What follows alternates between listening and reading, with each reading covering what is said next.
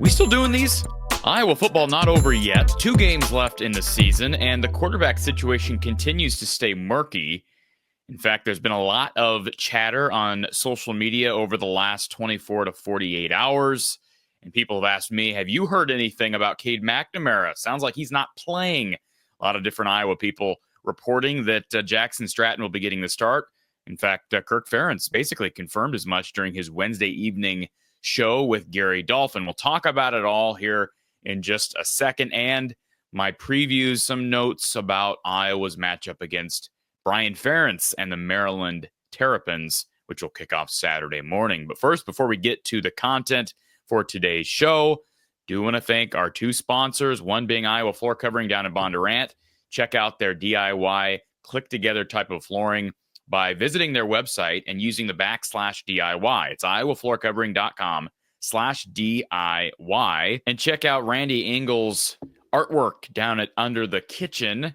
Check it all out on Facebook. Search Under the Kitchen on Facebook or click the link in the description of this video. You can also visit his website, underthekitchen.square.site. That's underthekitchen.square.site.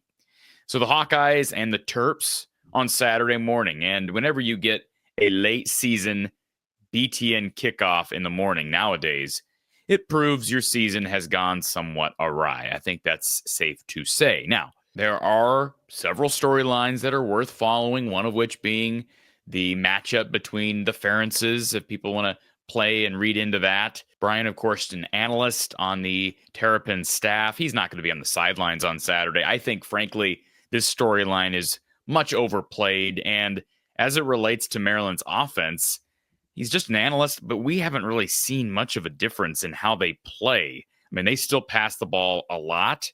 They average very few rushing yards per game.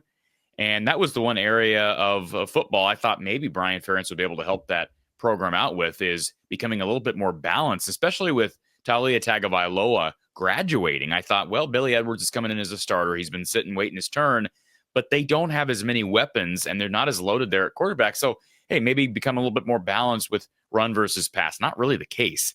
The numbers say they're still very pass heavy. In fact, Billy Edwards' numbers are not bad. Maryland has one of the better pass offenses statistically in the Big Ten Conference. In fact, if you look at their passing yards per game, they lead the conference. It's not USC, it's not Oregon, it's not Ohio State, it's not Indiana, it's not Penn State, it's Maryland. They're the only team in the conference averaging more than 300 yards through the air each and every game. Now, part of that's because they're behind a lot, so they're having to throw. But what's ironic about this is you would think, because of the fact that teams get on top of them somewhat early, that they would be giving up a lot of rushing yards and not as many passing yards.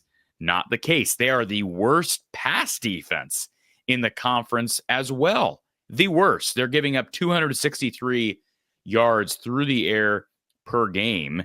In second place, Purdue, third place, UCLA, and then Northwestern, and then Rutgers. So Iowa could potentially take advantage of Jackson Stratton's big arm. The word on the street this week is that Jackson Stratton, the former 4th-string quarterback, will be getting the start. We saw him late in the game at UCLA. Brendan Sullivan has basically been ruled out for the remainder of the regular season. I was told on good authority that Brendan was hopeful himself that he could be back for the Nebraska game, but the timeline just doesn't match up.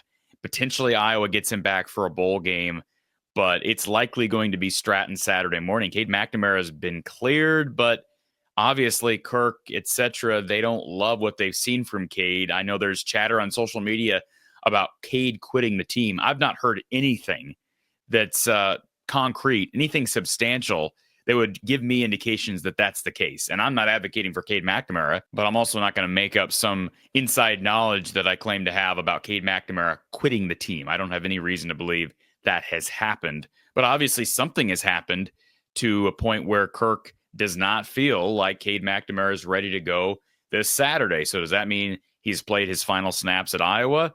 Again, we'll continue to speculate. It sounds like Marco Lainez is back at practice, but he's healing from that thumb injury, broken thumb.